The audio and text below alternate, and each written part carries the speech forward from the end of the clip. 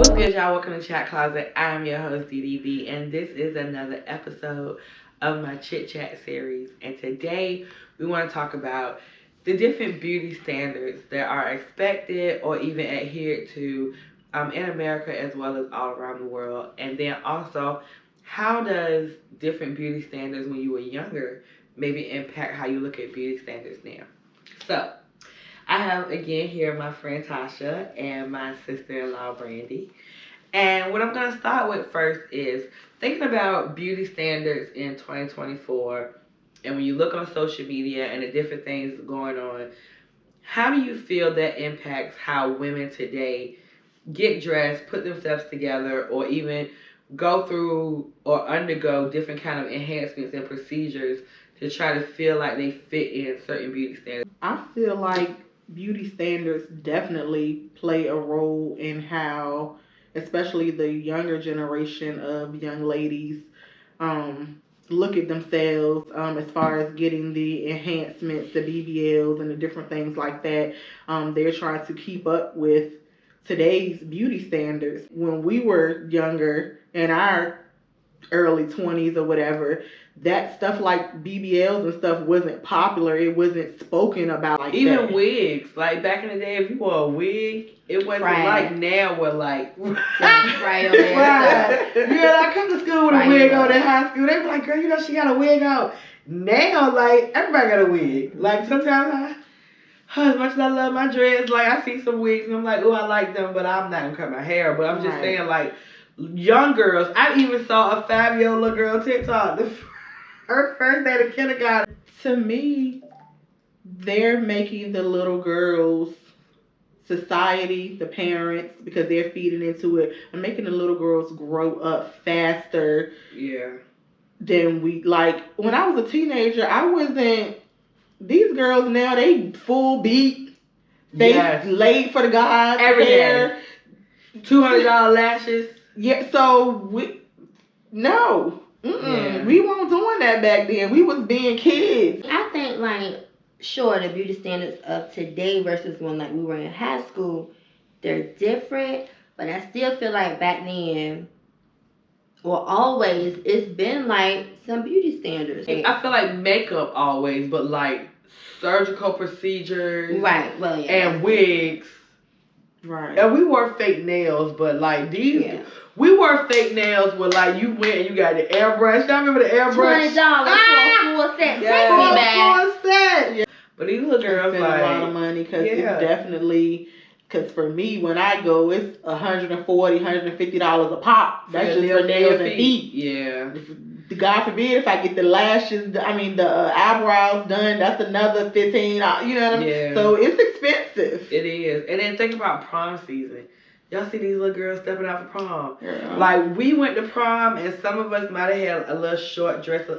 These girls, sometimes it's just a strip here and a strip here. Wow. $3 and $4 grand. I'm not even mad at the strip, but $3 and $4 grand. These parents be going horse and carriage.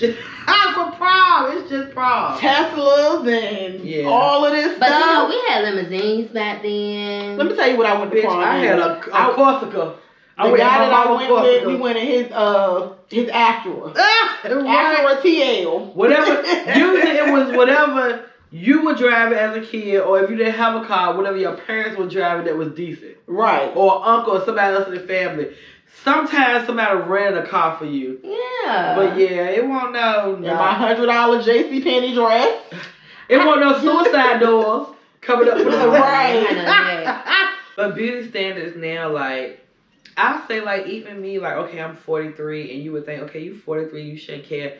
Even me now, I feel like when I go to work, if I don't put on a little makeup, like if I wear my glasses, I don't put on makeup, but I still try to enhance other stuff.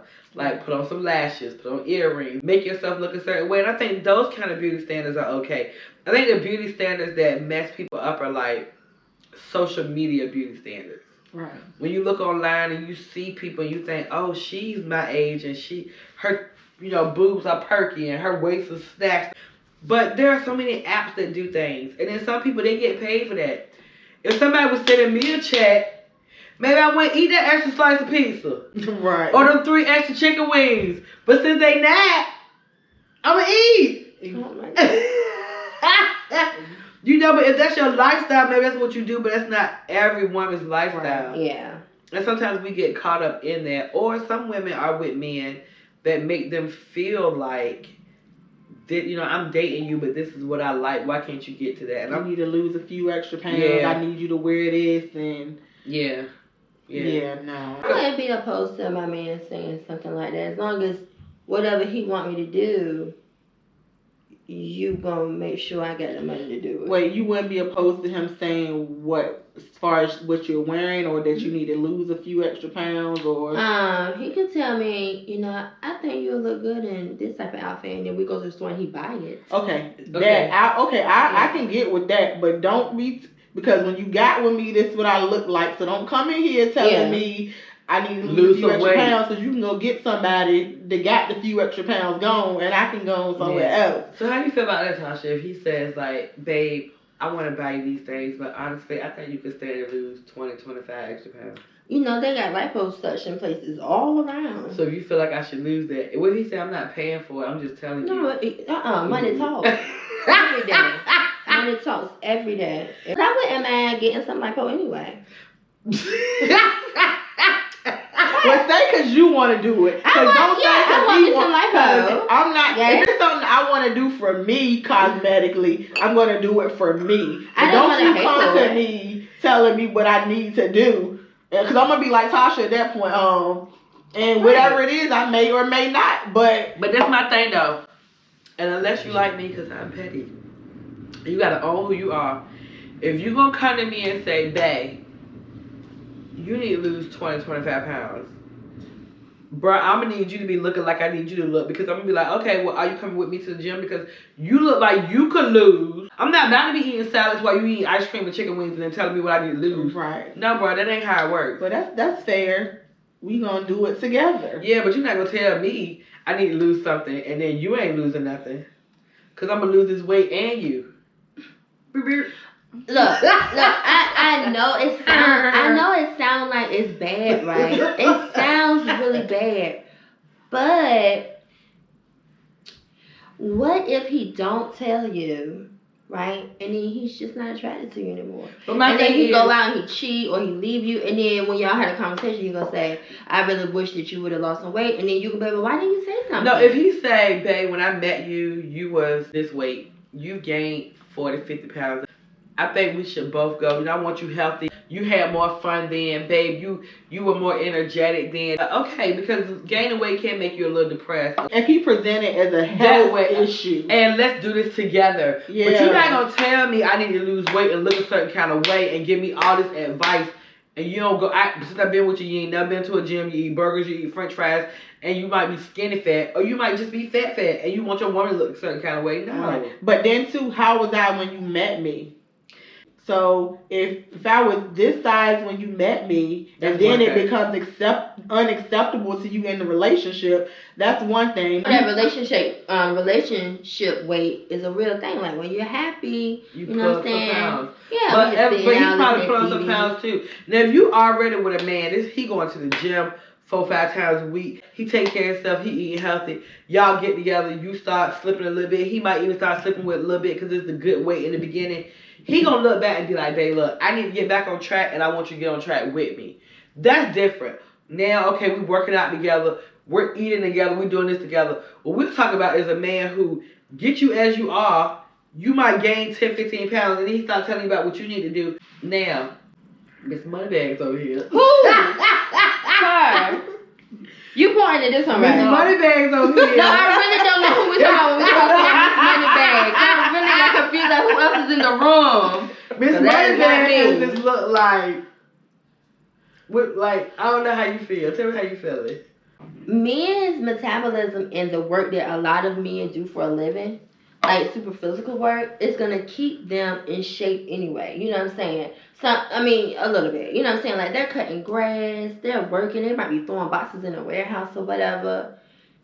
So because somebody currently that you dated that has a weight problem tell you that you need to lose some weight. Well, see, we ain't talking about somebody with a weight problem. Like one of my exes was small, Okay. right? He was eating more than me. Metabolism, I get it. Right. And so When you were, so did he ever make you feel some kind of way oh about no, what you were at the time? no. Okay. But if he would have said something to me, like, babe, you know, since we've been together, I feel like you done gained a couple pounds. Or what? I think you were so beautiful when we met. You still beautiful. I'd love to see you back at that weight. What's wrong with someone saying that? There's nothing wrong with saying that. That's what I was saying. It's nothing wrong. I want him to tell me before he go out and get interest somewhere else, cause that stuff happens. It's like I said, it's all in the presentation, how you say it. How you say it. Right, but it don't have to be we stop because he's still okay.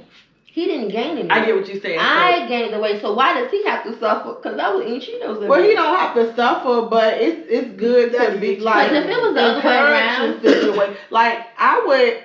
Now I probably sneak my little burger in the car, whatever, whatever.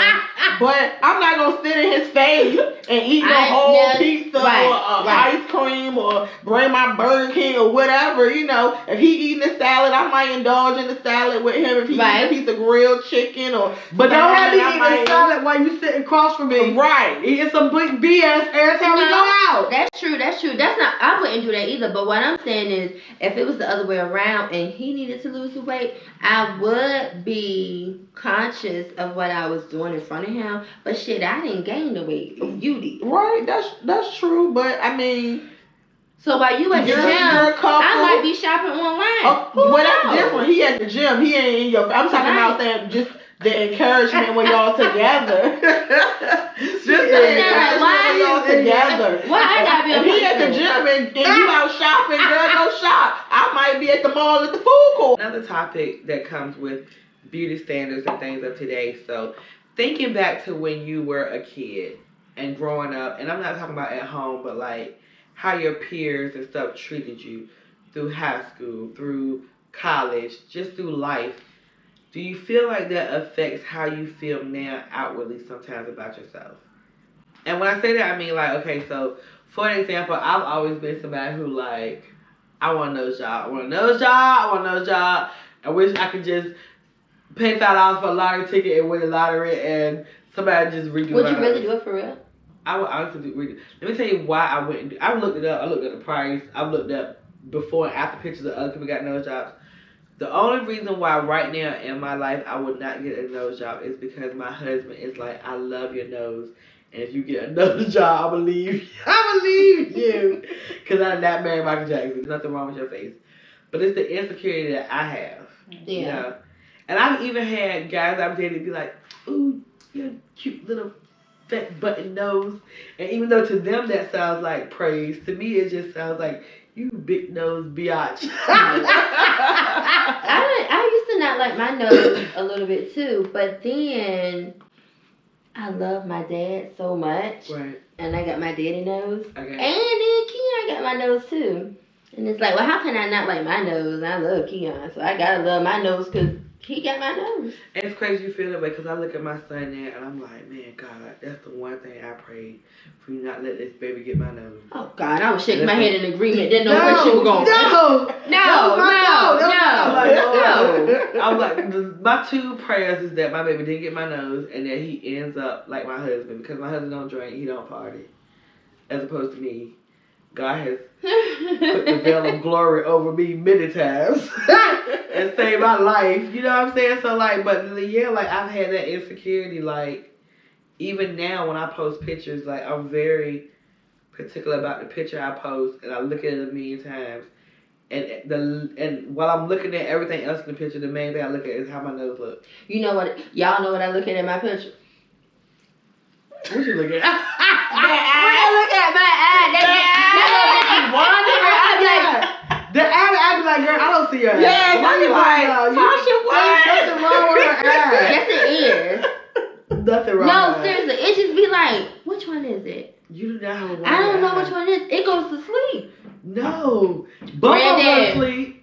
Don't want my ass go to sleep. No, both of them go to sleep. It takes a little nap.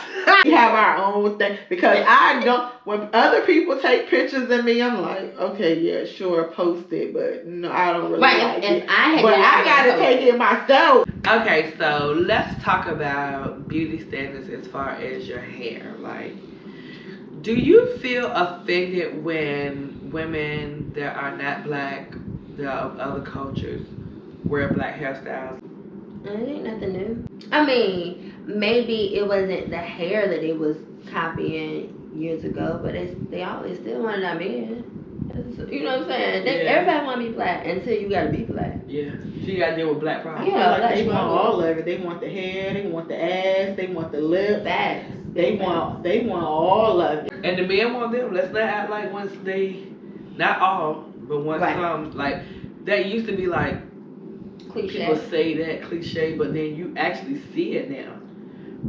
And not a lot say it, which I'm happy to hear that part, but some do say like the reason why I date outside of my race and don't date black women is because, and they have all these stereotypical reasons. Not like it was back then, I would say maybe 10, 15 years ago.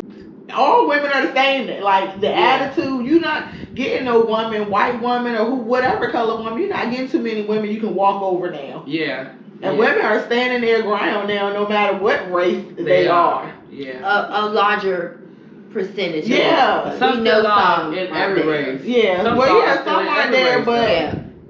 more women of different cultures are standing their ground now. Yeah. So they can't say that now like we want to date Becky because she easier. We don't want to date Monifa because she got an attitude. Whoever. No, wait a minute. What is the name? Well, Monifa, Shaquita, whatever. Wow, it got worse. I thought you were gonna make it better. Shaquita, whatever. So, no, I feel you. Yeah. You getting it now. You can't say that's why you dating them now. Now you dating them because they look black. They got the big asses, the big lips, big hips. That's why you dating them now. They're giving black, but they're not. Right. So that's what you want. You still want the black woman, but you want on your arm the other woman who acts and looks black. And that used to be a big insecurity for me is my skin tone. Like that used to be a huge thing for me. Huge. I always wanted to be darker. Huge. Because back then, men did not. They like light skin. They like red women, light skinned women, long hair. They didn't want the kinks and the 4C hair. Okay, so I think I said the last one was the last question, but it's the last question. Let's wrap it up. If you could talk to your 20-year-old self, the girl who just 3 years out of high school, 2 years out of high school, trying to figure life out, maybe y'all were pregnant already or about to be pregnant. If you could talk to her now, knowing what you know now, what would you say to her? I don't think I would say nothing to her. Because all the stuff I've been through made me like the person that I am today. And so somebody might be like, I would tell her, don't have kids until you get married, or don't have kids until you get your degree. But no, I've been through some stuff, but it just made me a more appreciative person and a stronger person, more independent person. So I would, because I still it ain't like I turned out bad, you know what I'm saying? I just had to learn and grow through some things. I had my son when I was 20. We grew up together just about. So I wouldn't change. I wouldn't change anything. I would say, put that cheeseburger down. Put that burger down. That's it though. All right. What about you, Brent? I think I would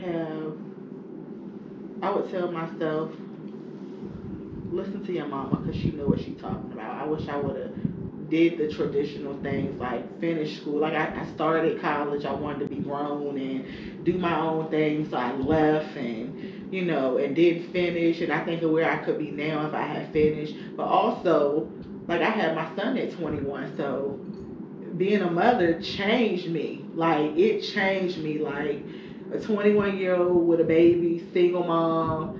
So I don't regret the things that I've been through a lot, definitely, and I wish I could go back and not go through some of those things, but it has definitely made me grow.